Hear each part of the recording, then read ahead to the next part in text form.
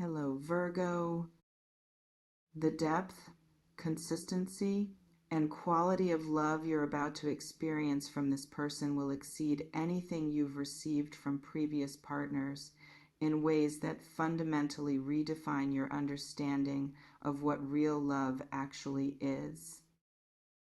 And calling it miracle isn't hyperbole, it's accurate description of how unlikely this level of perfect match loving will feel when you're actually receiving it after years of accepting less, settling for adequate, or being loved conditionally.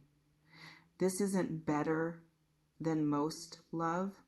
This is exceptional love, rare love, the kind most people don't encounter in lifetime. And it's yours, coming toward you, already in motion. Let me describe what loved more than anyone else actually looks like when you're experiencing it in relationship. First manifestation is how seen you feel.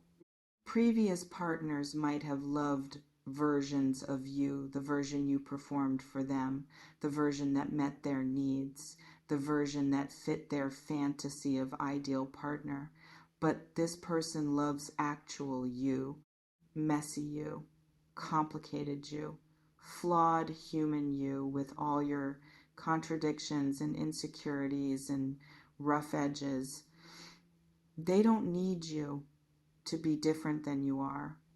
Don't need you to fix yourself before you're acceptable.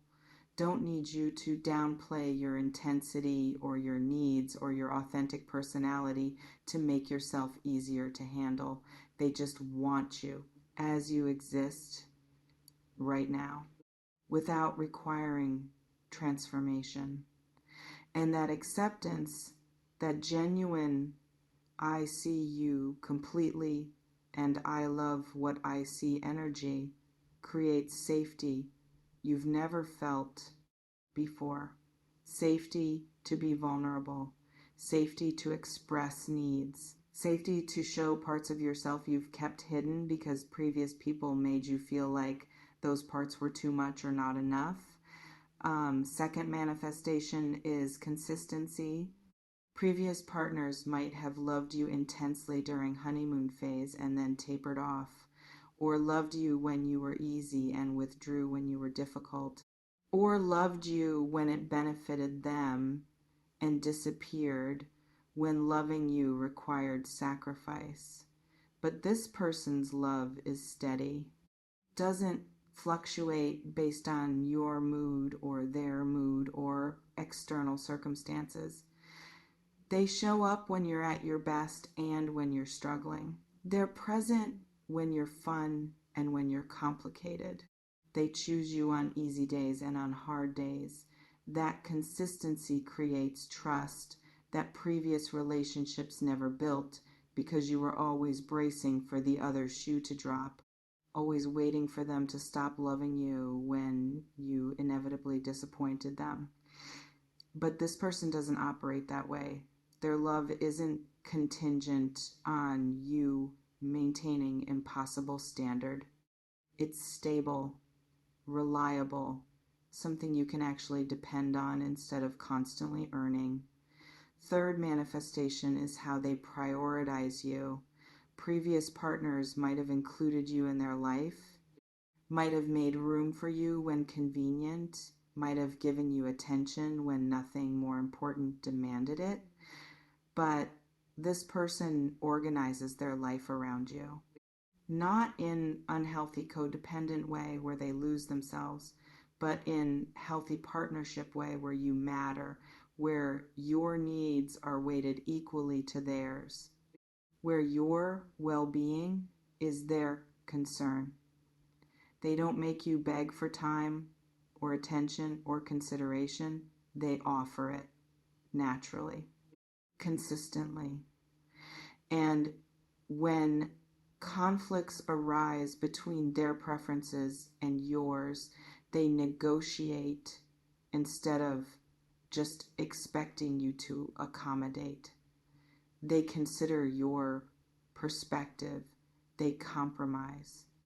They make room for you to be equal partner instead of supporting character in their life story. Fourth manifestation is how they fight for you, not in toxic, possessive way, but in committed partnership way, where challenges to relationship get met with effort instead of with abandonment. Let's pause here. This reflection invites you to consider, what would it feel like to be loved by someone who fights for the relationship when things get hard instead of just walking away? Maybe revolutionary if you've been with people who leave at first sign of difficulty, who use every argument as exit opportunity, who threaten breakup whenever you have legitimate complaint or need. This person doesn't do that. When things get hard, and things will get hard because all real relationships include difficulty, they stay. They communicate. They work through it. They don't love you only when you're easy to love. They love you through the hard parts, through your bad days, through your wounds being triggered, through moments when you're not your best self. And that kind of love that doesn't evaporate under pressure, is what creates lasting partnerships instead of just intense short-term connections. This reflection invites you to consider, what part of you that previous partners criticized or couldn't handle will this person actually love? Fifth manifestation is how they know you, not just facts about you, but actual deep understanding of how you work, what you need, what triggers you, what lights you up, what scares you. They pay attention. They remember things you mention. They notice patterns in your behavior. They learn your language, how you express love, how you process stress, how you communicate when something's wrong. And they use that knowledge to meet you better, to support you more effectively, to love you in ways that actually land instead of in ways that just feel good to them to give. Previous partners might have loved you how they wanted to love, which might not have matched how you needed to be loved. But this person studies you like favorite subject, learns you, adapts how they show up based on what actually works for you instead of just doing what's comfortable for them. That attentiveness creates feeling of being cherished instead of just being tolerated. More than anyone else is comparison language that requires examination, because it means they're loving you better than your parents loved you, with more consistency, more acceptance, more genuine seeing of who you actually are instead of who they needed you to be. Your previous romantic partners loved you with more depth, more commitment, more actual partnership instead of just enjoying your company when convenient. Your friends love you with more intimacy, more priority, more daily presence in ways that friendship doesn't typically provide. Not that those other loves are invalid, but this love is different in quality and intensity. It's comprehensive. It's chosen daily. It's exclusive in ways other loves aren't. And experiencing that level of being prioritized and cherished will feel like miracle, because you've accepted so much less for so long that you stopped believing this level was even possible. This reflection invites you to consider, what behavior from past partners taught you to expect less than you actually deserve. Maybe being ghosted taught you to accept breadcrumbs and call it connection. Maybe being cheated on taught you to lower standards and accept disloyalty as inevitable. Maybe being criticized taught you to shrink yourself and call it compromise. But this person is about to teach you different lessons. That real love is generous. That commitment is possible. that being chosen feels completely different than being tolerated. And those new lessons will heal old wounds, will replace toxic patterns with healthy ones, will show you that dysfunction you normalized wasn't LOV, it was just what you accepted when you didn't know better yet. Now you know better. And this person knows better too. And together you're about to demonstrate what healthy actually looks like. This reflection invites you to consider, how will your life change when you're with someone who loves you properly instead of conditionally? Let me address what expect a miracle means practically, because expectation creates receptivity. Expecting doesn't mean passively waiting, doesn't mean doing nothing and hoping universe delivers. Expecting means preparing yourself to recognize and receive this love when it appears. Preparation looks like addressing your own wounds so you don't sabotage good love through fear or unworthiness programming. Releasing toxic connections that occupy space this person needs to fill.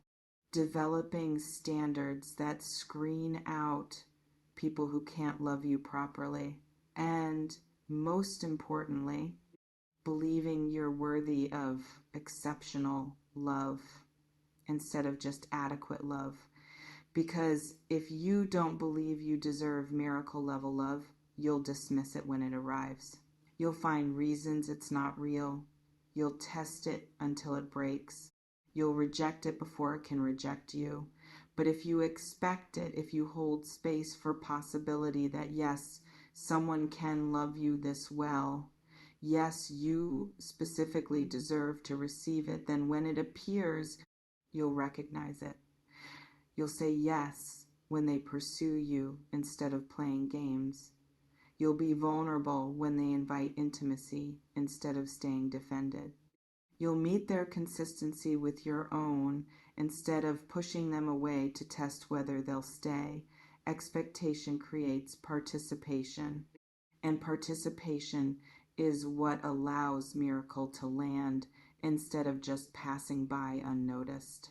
This reflection invites you to consider, what would you need to believe about yourself to truly expect miracle level love instead of just hoping for it? Who this person is, whether you've met them yet, whether you know them already, whether they're about to enter, varies by individual situation. For some of you, this is person you know but haven't pursued romantically yet, friend you have chemistry with, acquaintance you've noticed, person in your orbit who you've been dismissing as not your type or not possible for some reason. That assessment is about to shift. You're going to see them differently, or they're going to make move that forces you to reconsider, or circumstances will change that make relationship viable when it wasn't before. For others, this is person you haven't met yet. Stranger who's about to enter through mutual connections, through apps, through random encounter, through circumstances that position you both in same place at right time. And when you meet, you'll feel the difference. You'll notice immediately that energy is different than previous connections. That conversation flows differently. That comfort is immediate instead of gradually built. For few of you, this is person you're already with, but whose capacity to love you hasn't fully emerged yet because relationship is still early or because they've been holding back. That holding back is ending. They're about to show you depths of their feeling, about to demonstrate commitment they've been building toward but haven't expressed yet, about to love you openly instead of carefully. This reflection invites you to consider which category feels most accurate: someone you know, someone you haven't met, or someone you're with whose love is about to deepen dramatically.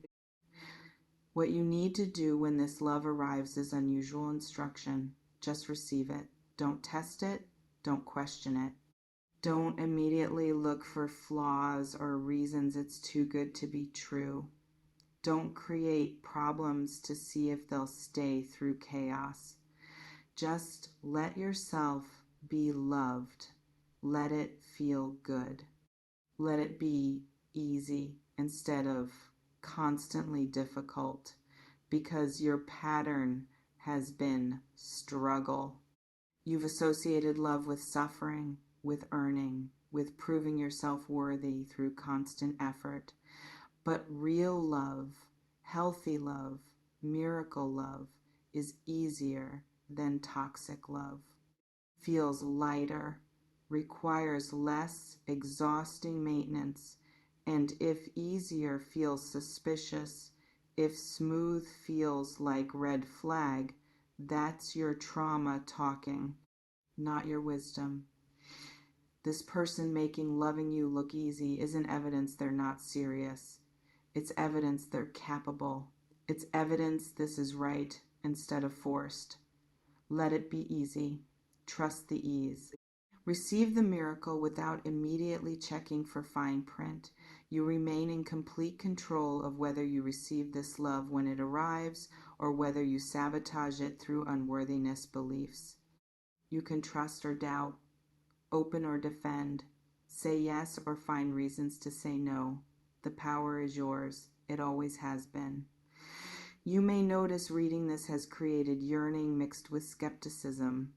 Yearning because, yes, you want this. Skepticism because maybe you've been disappointed too many times to fully believe it's coming. Whatever you're feeling, honor it. Take what resonates. Softly release the rest. Trust yourself. Before we close, I want to ask you something. If someone loved you more than anyone ever has, would that feel amazing, or would it feel uncomfortable and scary? Drop your honest response in the comments.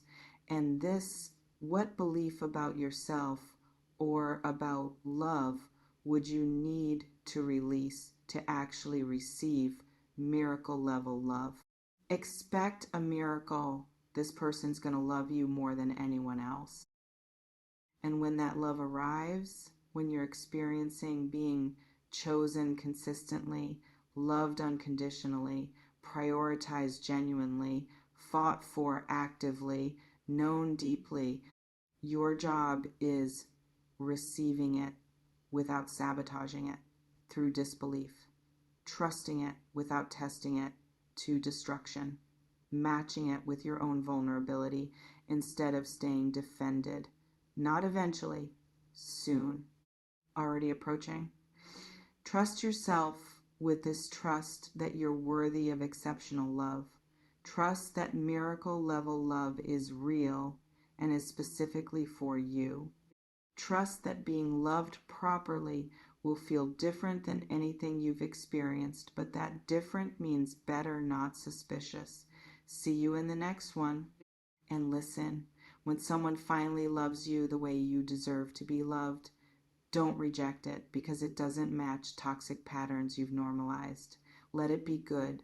Let it be easy. Let it be the miracle it actually is. Stay open. Stay worthy. Stay ready. Your miracle love is coming. Prepare to receive it. Take care.